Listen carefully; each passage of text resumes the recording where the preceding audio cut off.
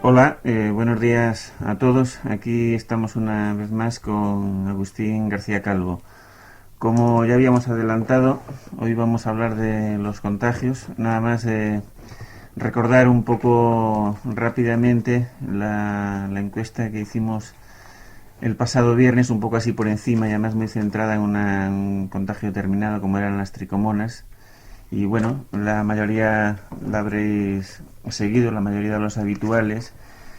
Fue una pena que no entraron tres llamadas de médicos, alguna muy contradictoria, como la de una médico que aseguraba que aquello de que la niña a los 7 años hubiera tenido las tricomonas, que era imposible, que solo se cogen por medio de los contactos sexuales y que seguro que se lo había pasado a su madre con una toalla, como veis, con dos contradicciones muy groseras y muy seguidas.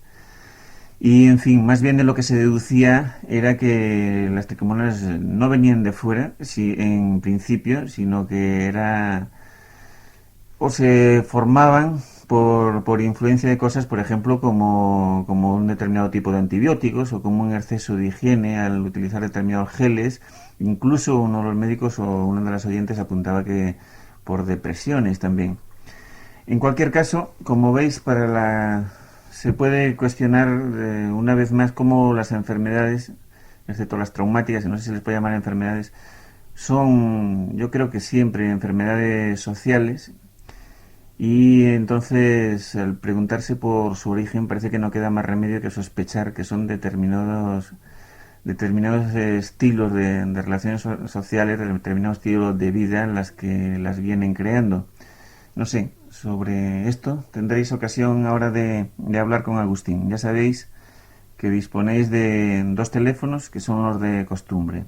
El 442-7126 y el 711-1099. Lo repito, 442-7126 y 711-1099. Buenos días, Agustín. Buenos días, Javier, y buenos días a los oyentes. Sí, efectivamente vamos a recoger este trabajo y estas colaboraciones que recogiste el otro día en mi forzada ausencia para seguir tratando la cuestión del contagio en general y también especialmente el contagio sexual, que parece que tanto llamó el otro día la atención de nuestros oyentes. Es esta del contagio y de los diferentes tipos de enfermedades contagiosas una de las ocasiones, es la ocasión por excelencia para plantear esta cuestión abstracta, metafísica, pero por ello mismo tan real, que no dejamos de plantear aquí todos los viernes, es decir, la falsa oposición entre eso que se llama individuo y sociedad, entre el elemento y el conjunto, entre individuo y masa de individuos, que es el objeto que Estado y capital manejan, y la falsedad de esta oposición, tal vez en el caso de la enfermedad en general, se manifiesta de la manera más flagrante. No hay que olvidar que cuando el Señor Jehová, al expulsar del paraíso a nuestros primeros padres, los condenó, entre otras cosas, y en lugar preeminente, a la enfermedad, inventó para ellos esto que en la naturaleza era desconocido. Parece que los animales, y también los animales gloriosos, como debían ser ellos antes de salir del paraíso, no saben qué quiere decir enfermedad. Cuando los condenó a esto, los condenó como sociedad, evidentemente. Claro, resulta que la sociedad en esa visión del Génesis no eran más que dos, él y ella, los representantes de los dos sexos, estructura mínima sobre la que se alza toda la sociedad. Sexo A y sexo B, sexo más y sexo menos, sexo sí y sexo no, hombres y mujeres, pero evidentemente es porque el individual y social estaban confundidos por esa casualidad de no ser más que dos. Evidentemente para todo el resto se puede decir que enfermedad, como Javier ha apuntado, y especialmente cuando se refiere a estas contagiosas, es ante todo un hecho social. Y sobre eso es lo que deseo que hoy sigamos trabajando.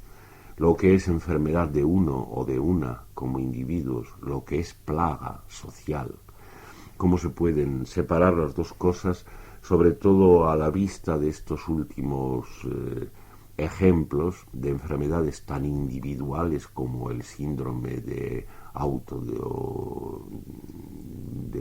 ¿cómo llaman? De inmunodeficiencia adquirida, y tan individual al mismo tiempo y al mismo tiempo con un carácter tan claro de plaga que amenaza a la sociedad y que como tal constituye noticia y alimento para los medios de formación de masas.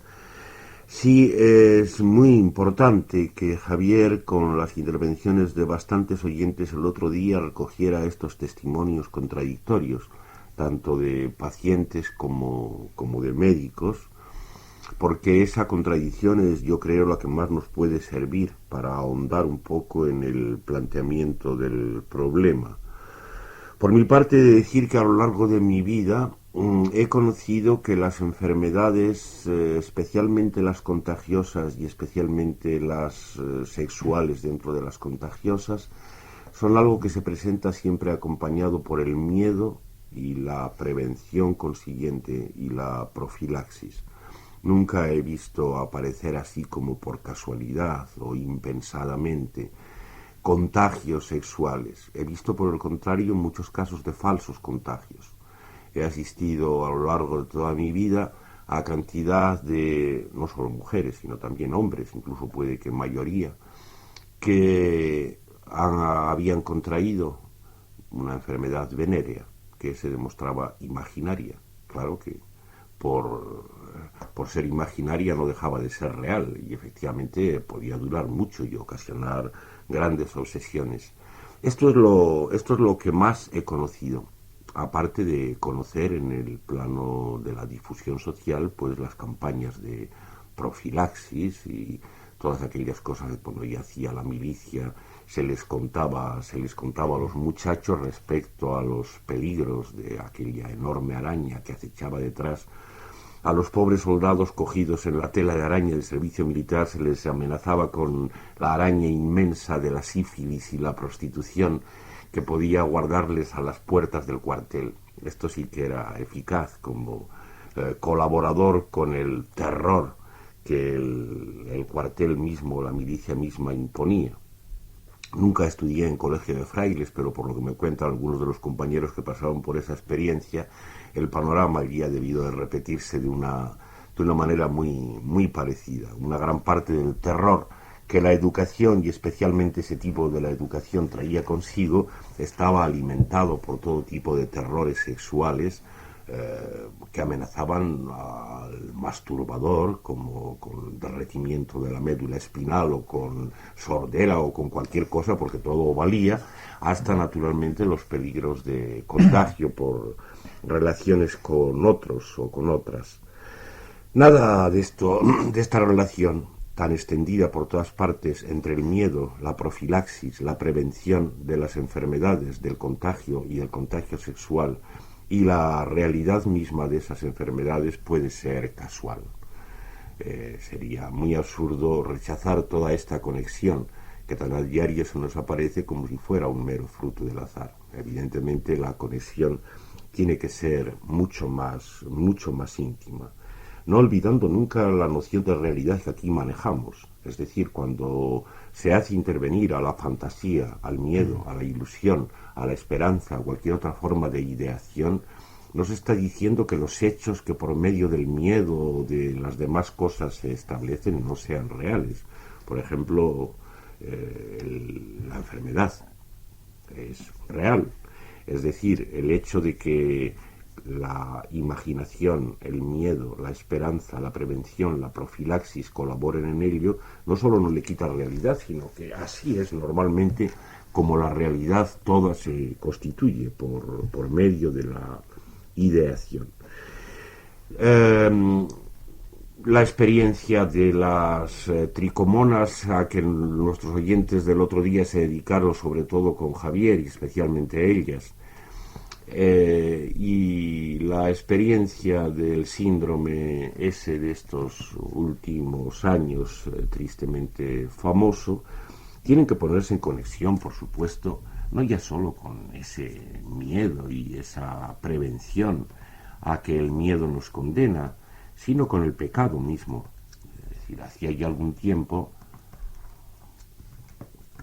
que tal vez las instituciones que más manejaban el pecado, la Iglesia Católica o las otras iglesias y demás, estaban un poco en decadencia y se hacía notar desde hace tiempo la necesidad de renovar estas fuerzas. De manera que quien se quede ahí pensando que las tricomonas en lo leve y el SIDA en lo grave solo por casualidad están ligadas con el pecado y especialmente con el pecado por excelencia, que era el sexto mandamiento, pues es porque quiere desatender una evidencia que se le impone. Son, efectivamente, ante todo, formas de castigo. Digamos, en lo poco que yo conozco, que las tricomonas serían, pues, el castigo de los pecados veniales y el SIDA el castigo de los mortales. Es una diferencia que se ha establecido bastante bien. Y desde luego así han aparecido, así han funcionado y de esa manera se manejan por todas partes. No solo castigo, sino algo todavía más de raíz y más grave. La única gracia que podrían tener las relaciones amorosas en este mundo sería que fueran desconocidas, incontrolables, cosa que le arrastrara a uno, cosa que alguna vez sospecha uno que puede suceder y que de ordinario no sucede. Pues bien, la profilaxis del contagio se convierte en uno de los medios más seguros para impedir que tal cosa suceda. Si hay que armarse de preservativo, si hay que tomar medidas químicas o farmacéuticas de cualquier tipo, es decir, si hay que estar pensando de antemano en lo que puede pasar con motivo del famoso contacto sexual, pues entonces las posibilidades de que haya ninguna relación un poco libre de control, un poco por ello de vida, pues desaparecen. De manera que no solo es que se castigue a posteriori los pecados, que también así funciona, sino que previamente se hace imposible que los pecados contengan algo de desprevenido, de gozoso, sino que ya desde el primer momento queden catalogados como pecados antes de cometerse. Cuando se van a cometer, es decir, cuando se vienen a las relaciones sexuales, ya se sabe lo que se está haciendo. Es decir, ya se va cargado con la conciencia de pecado. Puede que haya algunos o algunas a los que esto les parezca muy delicioso, esto de dedicarse a pecar. Vamos, hay algunos de nosotros que no nos hace demasiada gracia, que nos haría más gracia que las cosas sucedieran sin necesidad de andar pecando, porque ya se sabe que eso es una manera de estar sometidos a la cosa. Bueno, alrededor de esto, los pecados veniales y mortales y el contagio, y alrededor de las contradicciones que tan útilmente Javier recogió el otro día de nuestros oyentes, es de lo que tendremos que seguir hablando en cuanto empiece a haber llamadas de nuestros oyentes. Sí, pues hoy parece que tardan en animarse. Voy a recordar los teléfonos por si acaso hay gente nueva escuchando y no los tiene. Son el 4427126 y el 7111099. Una cosa que se me pasó a comentar, que bueno, ya se deduce un poco de lo que nos acabas de decir, es que escuchando tanto a moralistas como a la mayoría de los médicos, daría la impresión de que la actividad sexual, amorosa, más que transmisora de las enfermedades, fuera la propia creadora de ellas, ¿no? Nada, te toca seguir. Sí, a ese propósito recuerdo aquella cosa sangrienta que tú mismo me contaste respecto a aquella parejita muy tierna. Vuélvela a contar a nuestros oyentes. Sí, es una amiga que trabajaba de enfermera en una clínica aquí en las afueras de Madrid y una vez apareció una pareja pues, de quinceañeros que estaban muy preocupados y iban a ser atendidos porque estaban convencidos de que tenían el SIDA, porque acababan de follar por primera vez y se les había roto el preservativo. Entonces esta era la anécdota. Pues sí, ahí se ve hasta dónde puede llegar el imperio de la prevención, la profilaxis y en definitiva las otras formas del miedo, religiosas en otros tiempos y ahora con la apariencia de laicas, pero tan religiosas como lo eran en tiempo de los buenos tiempos de las religiones.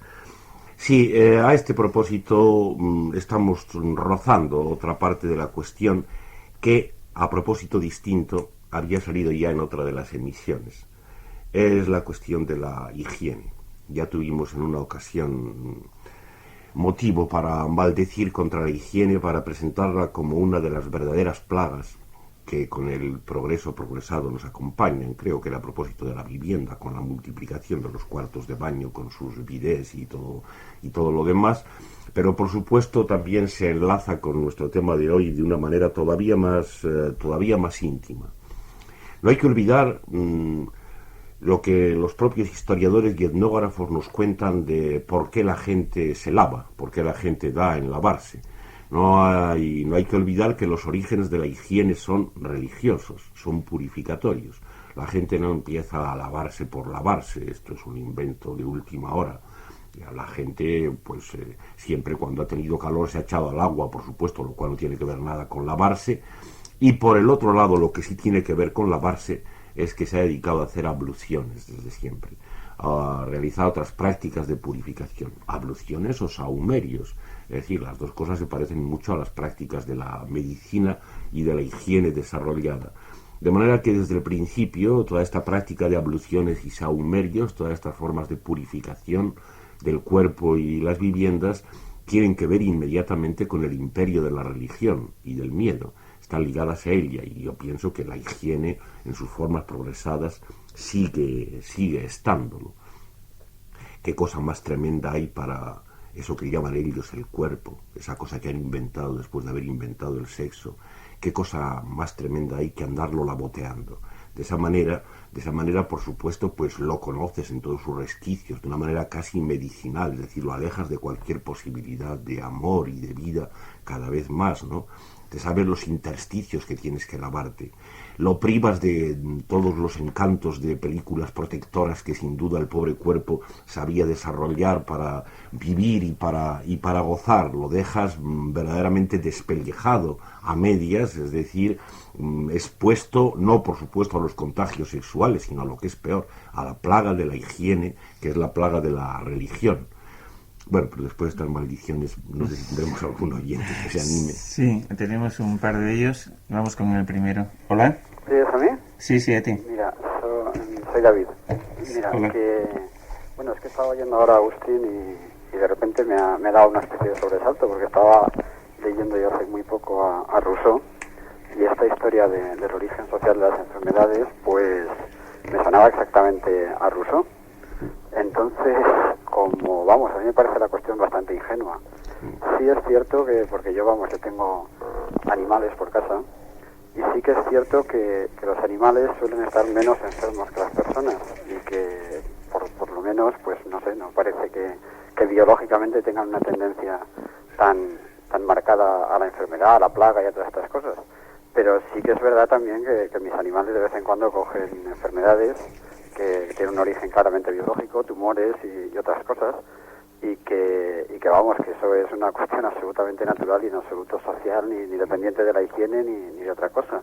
Entonces a mí, claro, el argumento de que la enfermedad y el contagio y todas estas cosas es social, me parece una cuestión bastante relativa. Me parece que hay una base absolutamente biológica y que es ingenuo, es una especie de ingenuidad antisocial el pretender que la enfermedad es algo exclusivamente ligado al concepto del pecado, aunque muchas veces sí, y aunque eso se exagera, y tiene razón Agustín en decir que se vincula generalmente a lo del pecado, pero que hay un origen biológico de la enfermedad que es ingenuo negarlo, ¿no? Que está bastante entroncado esto, me parece a mí, con la ingenuidad rousseauiana, ¿no?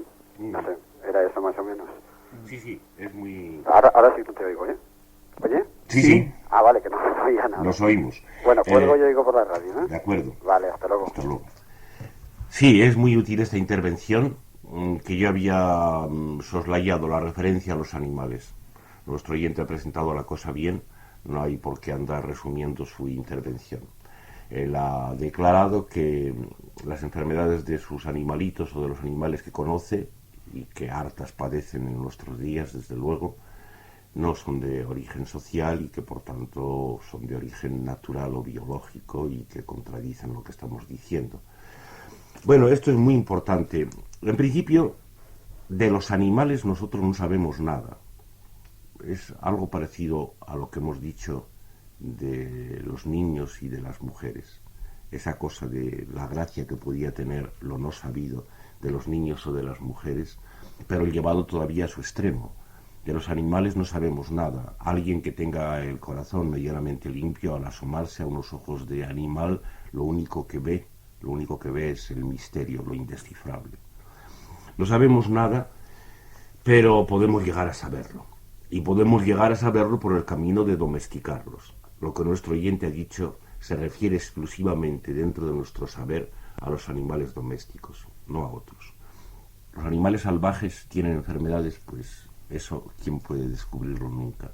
Desde luego, los que más cuidadosamente se han dedicado a estudiarlos, como La Fuente hace unos años, nunca que yo recuerde nos dieron testimonios de que descubrieran que las águilas allá en sus alturas o los leones en lo profundo de las sabanas o de las selvas murieran de enfermedad. Evidentemente sabemos que se mueren y es una parte del misterio saber cómo se muere un animal salvaje, ¿no?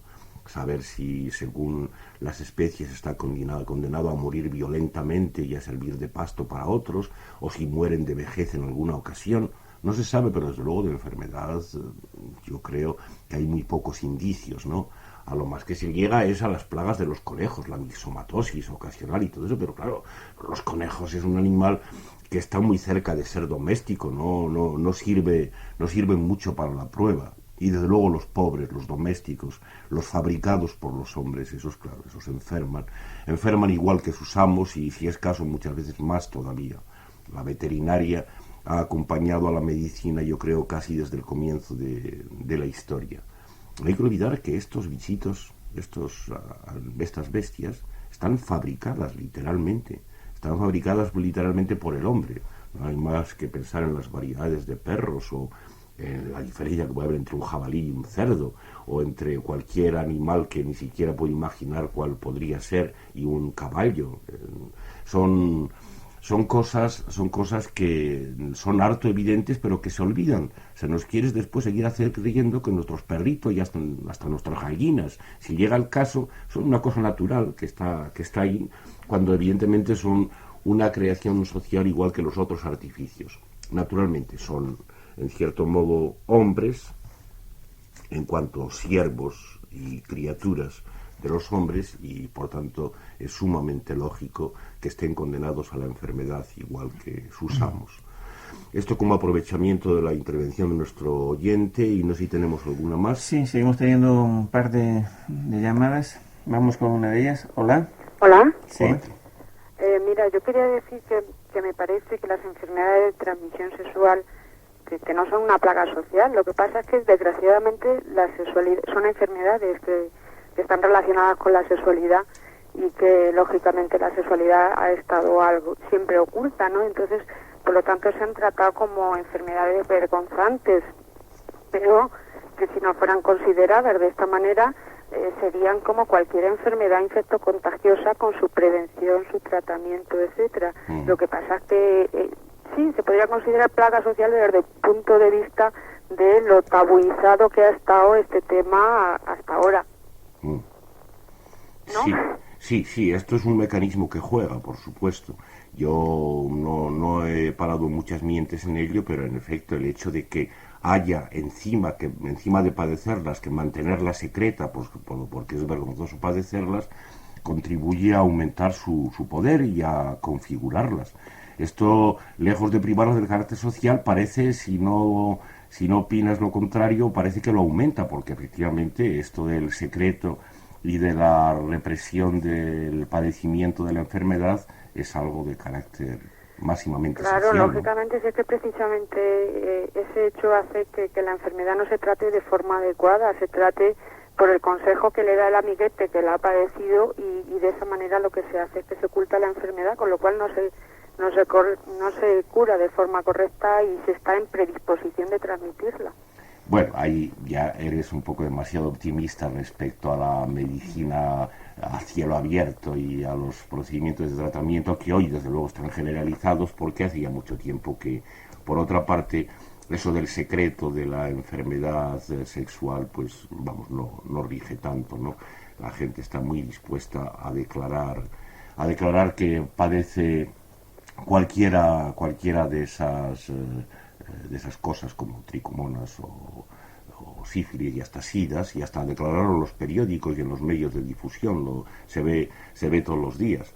Y yo, entre los amigos que citaba que a lo largo de mi vida me he encontrado, no teniendo yo experiencia directa, pero a lo largo de estas declaraciones he visto que muchos de ellos practicaban esto del secreto del revés, es decir, que muchas veces se ha exhibido, y las mujeres no menos que los hombres, se ha exhibido el padecimiento de algunas de estas plagas, por lo menos las que corresponden a los pecados veniales, como si fuera algo muy declarable. Es decir, lo que no se podría declarar en todo caso es el amor, pero las plagas sexuales sí, esas se pueden declarar tranquilamente, es hasta decente declararlas. Esto nos acerca casi un poco a la situación de Erewhon, del Erewhon de Samuel Butler, que alguna vez creo que he citado aquí, ¿no? Aquel sitio, aquella forma de utopía en que se había hecho muy vergonzoso hablar de las enfermedades propiamente dichas, pero que en cambio era una conversación trivial y de buen tono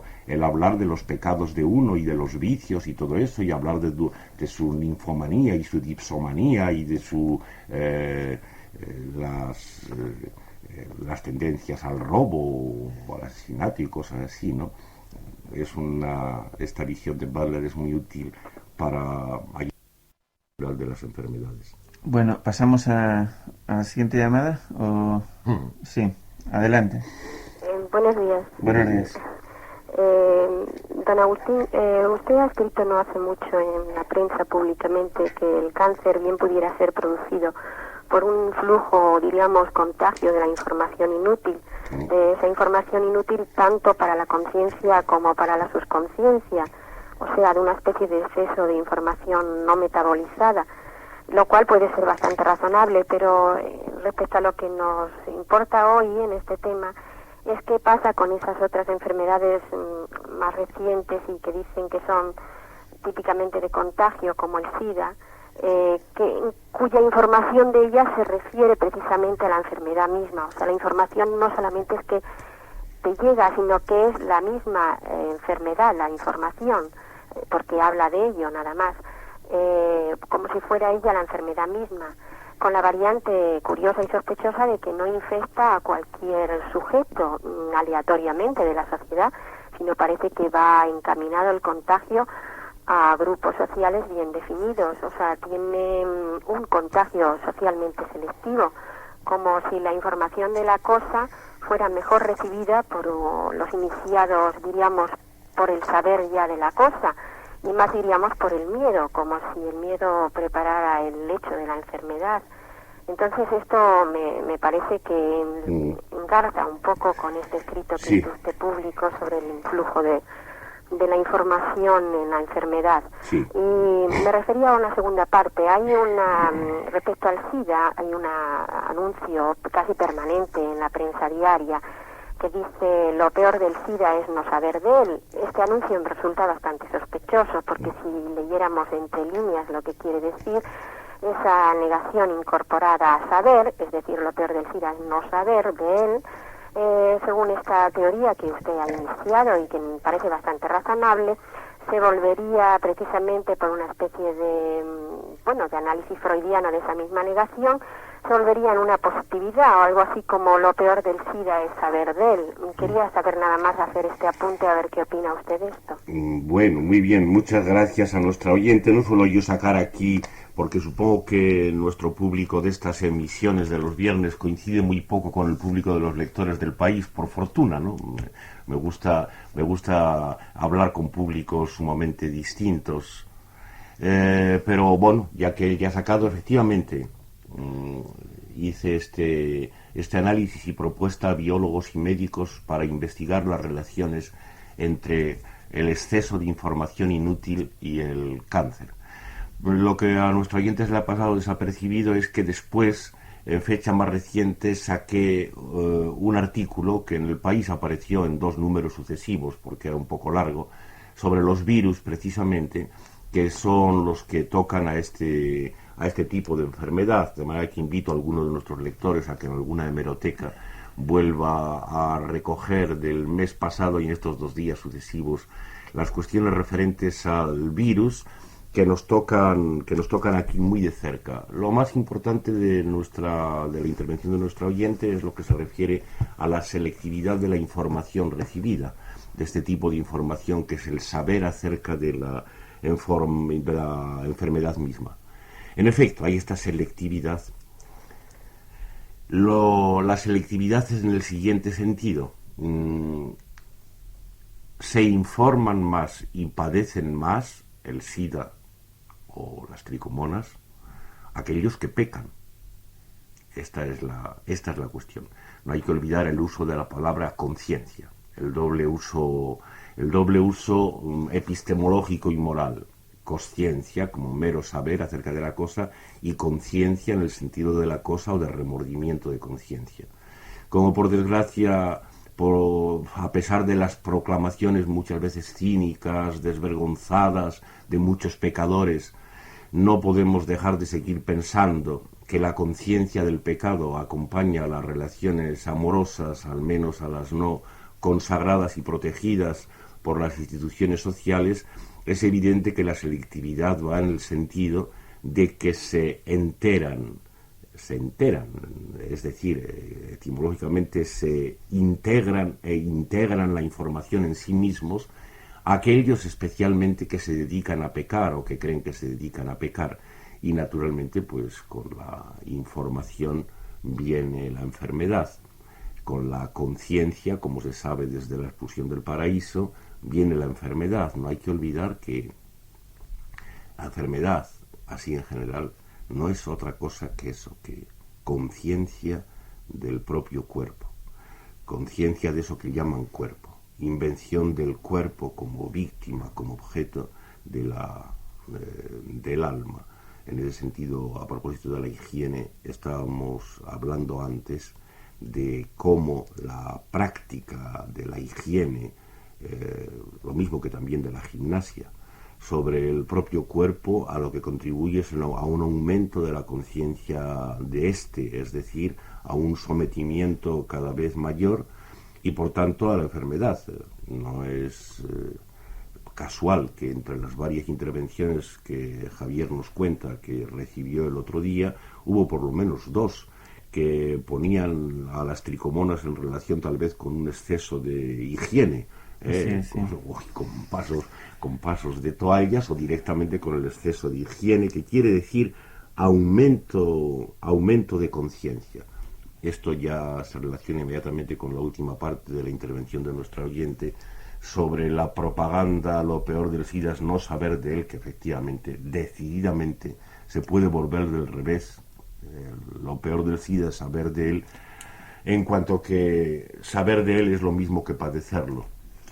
No sé si tenemos más llamadas. Sí, adelante. Hola. Oye, Sí. mira, que quería volver otra vez un poquito como al origen de la enfermedad que había dicho antes Agustín, que bueno, que tiene un origen social. Y quería comentar pues una cosa que he oído yo, de la prohibición del cerdo en los judíos y en otros pueblos del Oriente, que venía al revés, por una enfermedad. La prohibición venía por una enfermedad que tenían los cerdos y que se transmitía. Entonces, para evitar la plaga, pues entonces se prohibió comer la carne de cerdo. A ver qué opinaba de esto. Y luego también quería hablar sobre, o que comentar algo sobre cómo se ve también la enfermedad en pueblos menos progresados, que dice él, en pueblos más primitivos. Y quizá también tocar un poco la enfermedad psíquica, que en esos pueblos también es considerada de otra manera, no como algo denigrante o que haya que aislar, sino como una cosa admitida e incluso muchas veces sagrada. A ver qué le parecía sobre estos temas.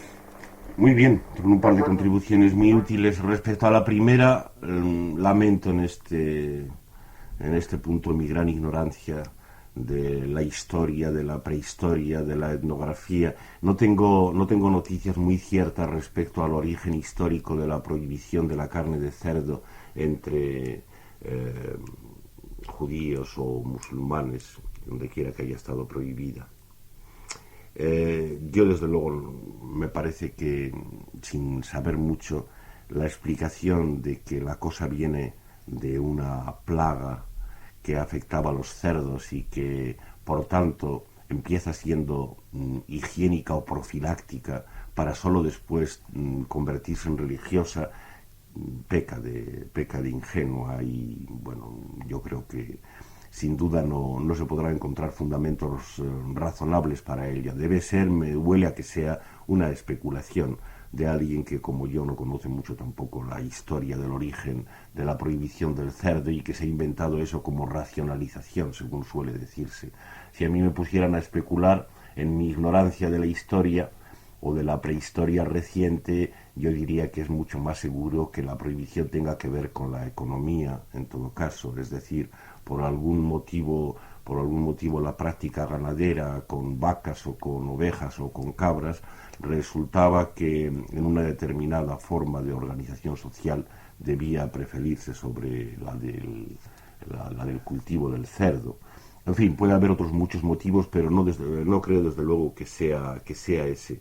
Hay que partir siempre de que medicina, higiene y demás prácticas sanitarias están confundidas, literalmente confundidas con las religiosas, tal como he dicho respecto a las abluciones y los sahumerios, y que la separación, la escisión, es fruto de una institución, de una organización posterior.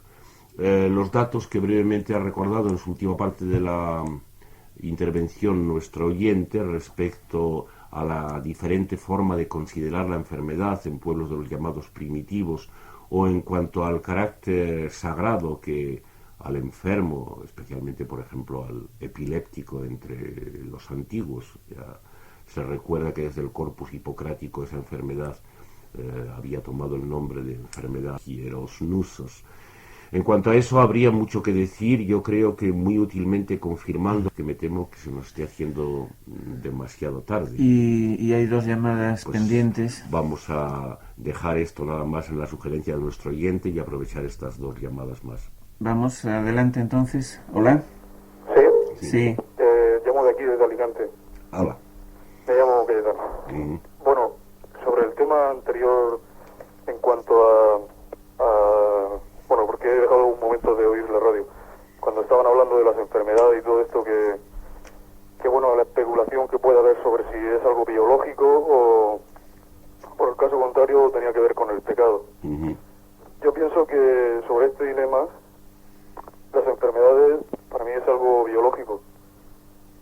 Pienso igual que un oyente que ha llamado antes. La culpa de especular desde siempre con estos temas la tienen para mí las religiones. En este caso, bueno, por ejemplo, la Iglesia Católica, que a lo largo de la historia ha especulado con esto y con otros temas y ha confundido a la opinión pública, a la gente, y la ha hecho tener ese miedo. Yo creo que lo interesante sería hacer el amor de una forma libre y bueno, y como decía también tu compañero, si hay que prevenir todo esto, como cualquier enfermedad se previene, y no crear esa inquietud que por un lado la Iglesia confunde. Bueno, por un lado siempre está hablando de las almas, de intentar darle paz y tal, pero por otro lado pues siempre está creando problemas de este tipo, es decir, confundir a la opinión pública. Sí. Yo creo que la Iglesia, bueno, puede ser como un adormecedor para el espíritu y todo esto, que se empeñan en hacernoslo creer, o a lo mejor es así, pero por otro lado pienso que muchas veces ellas tienen la culpa, las religiones, de crear esta confusión y no saber diferenciarlo uno del otro. Ya. Muy bien. Bueno. Vamos, pienso que para mí es una clave. La Iglesia Católica, igual que en otros temas, o otras iglesias, porque el caso ahora de Ruth y tal, bueno, que yo creo que envenenan un poco a la gente, vamos, la mente de la gente. Bueno. Así estoy de acuerdo, tanta gente. Bueno, pues queda recogida tu sugerencia, que vamos con un poquito de prisa. De acuerdo. Desde luego, nuestro oyente, en su deseo, lo que dice respecto a cómo sería deseable que pasaran las cosas en amor, pues va muy bien, pero se engaña cuando queda preso del ataque, como suele suceder muchas veces a los políticos, a formas de poder que están ya en decadencia y no prestar atención a las verdaderas iglesias y a los verdaderos poderes que son hoy día los de la ciencia, la medicina organizada y demás. No se puede sostener eso que dice sin reconocer el carácter de concienciación, por tanto mortal, que cualquier práctica de profilaxis tiene. El SIDA, entre sus consecuencias mortales, ha tenido una más venial, que es el reflorecimiento de las fábricas de preservativos. Pues bien, esta consecuencia es interesante. El manejo del preservativo es el ejemplo clásico en que la cosa requiere su preconcepción. Es preciso saber con alguna anticipación qué es lo que se va a hacer, y por tanto esto convierte ya el acto mismo, que podía ser